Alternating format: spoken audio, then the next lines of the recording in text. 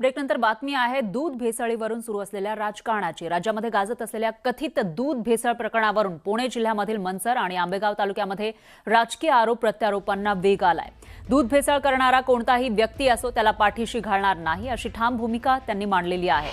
दूध भेसळ रॅकेटचा पडद्यामागचा सूत्रधार मी नाही असंही दिलीप वळसे पाटील म्हणाले।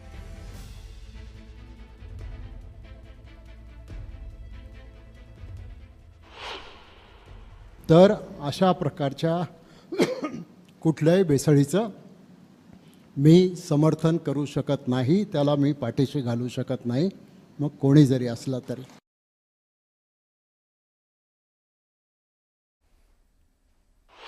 सगळ्यात मोठी भेसळ तर विचाराच्या तुमच्या डोक्यात जी भेसळ झाली ना ती खरी भेसळ आहे।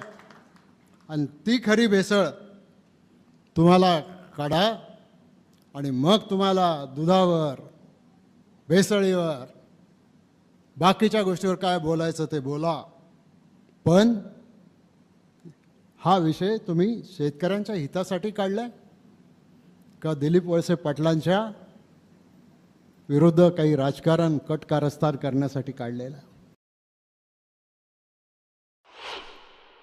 बऱ्याच गोष्टी बोलल्या गेल्या, मग आता हे एवढं सगळं चाललंय, मग याच्यावर झालं त्याच्यावर झालं, हा या पक्षाचा पदाधिकारी, तो याचा अमका, तो त्याचा तमका, मग पडद्यामागचा सूत्रधार कोण? आता पडद्यामागचा सूत्रधार मी नाही एवढंच लक्षात ठेवा। आणि इथं सूत्रधारच नाही, इथं इतकी मजल पुढे गेली की या तालुक्याचा अक्का कोण? अरे उदाहरण सांगायला गेलो तर या तालुक्याला कळेल खरा अक्का या तालुक्यात कुठे आहे। पण या इतक्या खालच्या पातळीवर मी जाणार नाही।